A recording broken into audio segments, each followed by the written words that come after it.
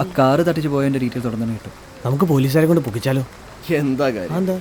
ഇനി ഇടിച്ചെന്ന് തന്നെ അവനെ പൊക്കിയിരുന്നെങ്കിൽ പോലും മനഃപൂർവ്വം അല്ലാത്തൊരു നരഹത്യാശ്രമം വെറും 2500 രൂപ കെട്ടിവെച്ചാൽ തീരും. മുകളിലേക്ക് എല്ലാം പറഞ്ഞു. നമ്മളെ നാട്ടിലൊരു നിയമങ്ങൾ. ഇന്ന് പകല് ഇവിടെ ഒരുത്തനും ഇല്ലാതിരുന്ന സമയത്ത് കടക്കാർ ഓട്ടോറിക്ഷയിൽ കൊണ്ടിറക്കിയ സമ്മാനമായത്. ആരാടാ ഈ തെങ്ങേറ്റ മെഷീൻ ഇങ്ങോട്ട് ഓർഡർ ചെയ്തത്? ആരാന്നാ ചോദിച്ചത്? അതച്ചോ, ശ്യാമിന് കരിക്ക് കൊടുക്കാൻ വേണ്ടി 2-3 പ്രാവശ്യം തെങ്ങി കയറേണ്ടി വന്നു. ഇപ്പോൾ പൊക്കമുള്ള തെങ്ങല്ലേ റിസ്ക് വേണ്ടാന്ന് വിചാരിച്ച് ഞാനാ ഓർഡർ ചെയ്തു. ആർക്ക് കയറാൻ? ഞാനാച്ചോ കയറാൻ. കാലാകാലം ഇങ്ങനെ തെങ്ങ് കയറി നടക്കാനാണോടാ അതിൻ്റെ പരിപാടി? ഇന്നാള് പട്ടാളത്തിൽ സെലക്ഷന് പോയിട്ട് എന്താടാ? അതൊന്നും ശരിയായില്ല ചോ. ആര് പറഞ്ഞടാ ശരിയായില്ലെന്ന്?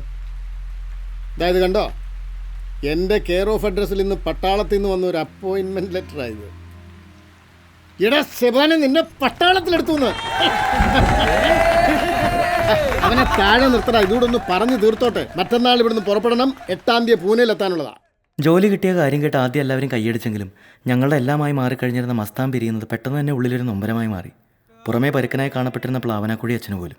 പക്ഷെ ആരുമില്ലാതെ വളർന്ന മസ്താൻ്റെ ജീവിതം രക്ഷപ്പെടാൻ പോകുന്നു എന്ന വാസ്തവം ഉൾക്കൊള്ളാൻ താമസിയാതെ തന്നെ ഞങ്ങൾക്കായി.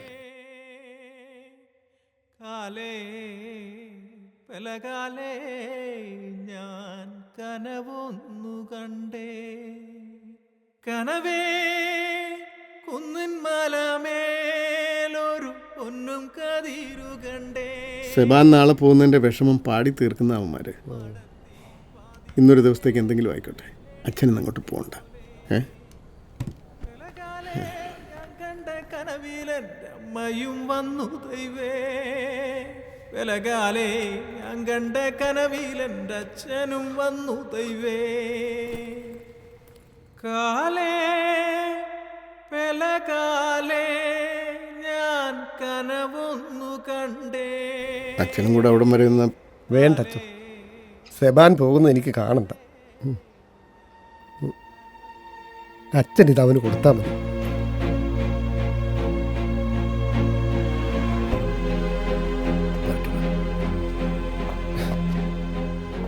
സെബാനെ, പ്ലാവനാക്കുഴി അച്ഛന് നല്ല സുഖമില്ല. നിനക്കിത് തരാൻ പറഞ്ഞു.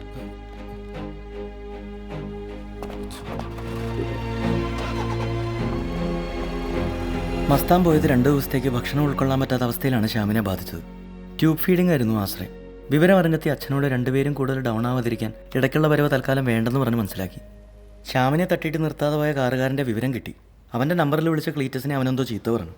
അന്നു മുതൽ അവനെ എങ്ങനെയും പോയി പൊക്കണമെന്ന് മാത്രമായിരുന്നു കുറേ പേരുടെ ചിന്ത. എടാ അന്നെ പറഞ്ഞു ഇവനെങ്ങനെ ആക്കിയ കോപ്പൻ അവക്കൊന്ന് നേരിട്ട് കാണണം. ഒരു കോപ്പിലെ റാലിക്കാരൻ വന്നേക്കണ്. ഇവൻ അവന്റെ അടുത്തേക്ക് കൊണ്ടിട്ട് ബാക്കി കാര്യമുള്ളൂ. ഫോണിൽ കൂടെ ഷ്യാമിനോടൊന്ന് ക്ഷമ പറയാനല്ല തെണ്ടിയോട് പറഞ്ഞോളൂ. അതിനവന്റെ വായിന്ന് തന്തയ്ക്ക് വിളിയും കേട്ടു. ചെറിയച്ഛൻ പറഞ്ഞിട്ടുണ്ട് അവന്മാരെ പൊക്കാൻ ഫുൾ ടീമിനെയും കൂട്ടി നമ്മുടെ ഒപ്പം വരാന്ന്. ആ എന്നിട്ടും നമ്മളിങ്ങനെ ഉണ്ണാക്കന്മാരെ പോലെ കുത്തിയിരുന്നല്ല എങ്ങനെ ഇവനെ സംസാരിപ്പിക്കാൻ നിങ്ങൾ അത് ചെയ്യാം വിജയം എന്നുള്ള മയത്തിൽ ഇപ്പൊ പറയും.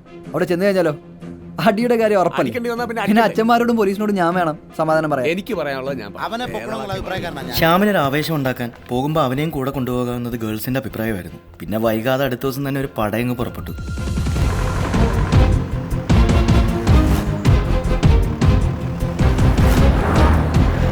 ഒരു പുത്തമ്മണക്കാരൻ്റെ മകനായിരുന്നു പ്രതി. വായ്നോട്ടം മദ്യപാനമായിരുന്നു അവൻ്റെ പ്രധാന കലാപരിപാടികൾ. ആരാ തന്റെ സാർ ഇവിടെ ഇല്ലേ? വലിയ മുതലാളിയും കൊച്ചമ്പയും കൂടെ കട്ടപ്പനയിൽ ഒരു കല്യാണത്തിന് വരിക. അവര് നാളെ വരുള്ളൂ. പ്രിൻസ് സാറാവത്തൊരു മീറ്റിംഗിലാ. ചേട്ടാ ഇങ്ങ് വന്നേ, എനിക്ക് കാര്യം പറയട്ടെ. വാ.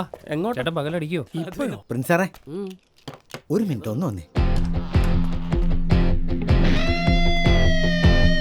ആടാ നീയൊക്കെ ഈ പോളിയോ പിടിച്ചവനെ തള്ളിക്കൊണ്ട്? എടാ പ്രിൻസേ, കഴിഞ്ഞ 1-ാം തീയതി നീയേ കള്ളും കുടിച്ച് റാലിക്കാരൻ അഭ്യാസം കാണിച്ചപ്പോ പിടിച്ചടാ ഈ പാവത്തിന് പോളിയോ.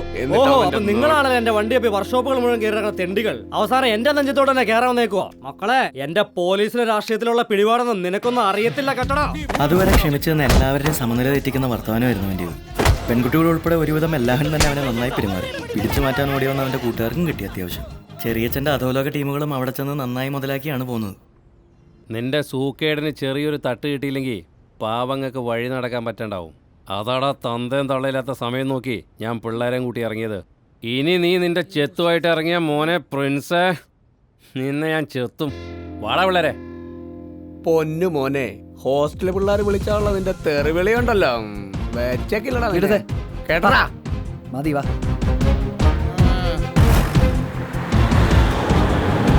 അജുവിൻ്റെ പപ്പയും ചില വീട്ടുകാരും പിറ്റേന്ന് കാണാൻ വരുന്ന കാര്യം അവനോട് പറയാൻ കോട്ടയിലച്ഛൻ അനിലിനെ ഏൽപ്പിച്ചു. ആരെയും കാണാൻ ഒട്ടും താല്പര്യമില്ലായിരുന്ന അജു അവരെ ഒഴിവാക്കാൻ അന്ന് രാത്രി തന്നെ തൽക്കാലത്തേക്കെന്നും പറഞ്ഞ അമ്മാമാരുടെ അടുത്തേക്ക് മടങ്ങിപ്പോയി.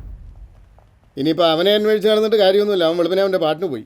അറിഞ്ഞ ചരിത്രം വെച്ച് പറഞ്ഞാൽ നിങ്ങൾ നിങ്ങളുടെ രാഷ്ട്രീയ സ്വാധീനം ഉപയോഗിച്ച് മായ്ച്ചു കളഞ്ഞത് സ്വന്തം ഭാര്യയുടെ ജീവനാ. ഇവനൊക്കെ ഒറ്റയ്ക്കാകുമ്പോഴാണ് മനസാക്ഷി കുത്തളകുന്നത്. കാറുടമയെ വീട്ടിൽ കയറി തല്ലിയത് കേസായി. നടന്ന കാര്യങ്ങൾ അനിയുടെ അച്ഛനായ മിനിസ്റ്ററെ വിളിച്ചു പറഞ്ഞ കോട്ടയിലച്ഛൻ ഞങ്ങൾക്ക് തുണയായി. പക്ഷേ ഇതിനെപ്പറ്റി പറയാൻ അനിയെ വിളിപ്പിച്ച പോലീസ് ഉദ്യോഗസ്ഥൻ പറഞ്ഞ കാര്യങ്ങൾ ഞങ്ങളുടെ മുഴുവൻ ആത്മവിശ്വാസവും കെടുത്തുന്നതായിരുന്നു. അന്ന് ആക്സിഡൻറ്റ് നടന്ന സമയത്ത് ആ പെൺകുട്ടി ഉപയോഗിച്ചിരുന്ന മൊബൈലാണ്. കണ്ടു നോക്ക്. ഈ ഫോൺ കിട്ടിയ വല്ലവന് ഇതിൻ്റെ കോപ്പി വെളി വിട്ടാൽ ലൈസൻസ് ഇല്ലാതെ പെൺകുട്ടി ബൈക്ക് ഓടിച്ചതും സെൽഫി എടുത്ത് കളിച്ചതും ആകെ പാട്ടാവും. കേസിൽ പെണ്ണ് തൂങ്ങുകയും ചെയ്യും. ചുരുക്കം പറഞ്ഞാൽ ഇൻഷുറൻസ് തുക പോലും ആ പാവം ചാക്കന് കിട്ടുന്ന കാര്യം ഡൗട്ടാണ്. ഭാഗ്യക്കേട് ശ്യാമിനെ വിടാതെ പിന്തുടർന്നു. അത് അവനും കുറേശ്ശെ മനസ്സിലായി തുടങ്ങി. ഹോസ്റ്റലിൽ നിന്ന് ചിലർ പിരിഞ്ഞു പോകുന്നത് കണ്ട് തൻ്റെ ഒപ്പം ഇനി എത്ര നാൾ ബാക്കിയുള്ളവരുണ്ടാകുമെന്ന് അവൻ വിഷമിച്ചിരിക്കാം. പക്ഷെ ഞങ്ങൾ വീണ്ടും അവൻ്റെ കാര്യത്തിൽ ഒറ്റക്കെട്ടാവുകയായിരുന്നു. പറ്റാവുന്ന എല്ലാ ദൈവങ്ങളുടെയും മുമ്പിൽ ഞങ്ങൾ അവനെ കൊണ്ടുപോയി.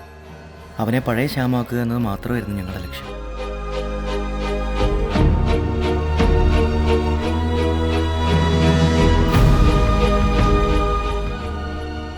ഒരിക്കൽ കയ്യാനക്കിന് ശേഷം വേറെ ഇമ്പ്രൂവ്മെൻ്റ് ഒന്നും ഇല്ലാത്തതുകൊണ്ട് ഡോക്ടറെ കാണാൻ ഞങ്ങൾ വീണ്ടും പോയി.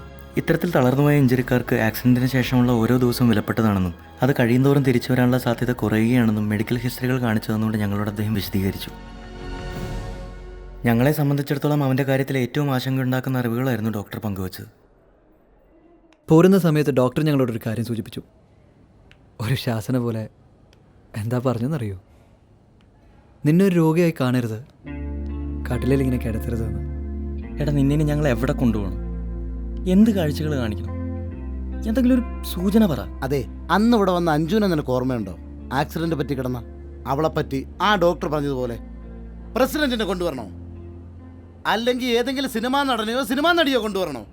അതും അല്ലെങ്കിൽ പിന്നെ അല്ലെങ്കിൽ നിന്റെ ഫേവറേറ്റ് എ റഹ്മാനെ കാണണോ? ഈ ജാക്ക് കൊണ്ടുപോടാ അവിടെ. അതാണ് നിന്റെ സുഹൃത്തുക്കള്. അല്ല, അവന്റെ ഏറ്റവും വലിയ ആഗ്രഹമല്ലേ?